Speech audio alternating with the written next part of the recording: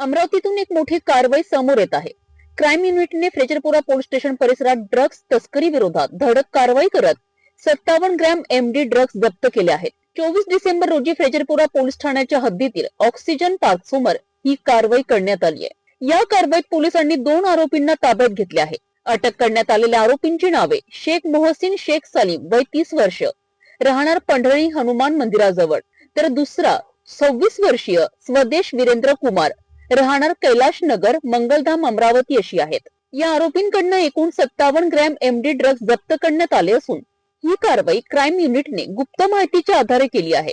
दोन्ही आरोपींविरुद्ध संबंधित कलमांखाली गुन्हा दाखल करण्यात आला असून पुढील तपास सुरू आहे. ड्रग्ज कुठून आणले गेले, कोणाला पुरवले जाणार होते, तसेच या रॅकेट मागे आणखी कोणाचा सहभाग आहे का, याचा तपास पोलीस करीत आहेत.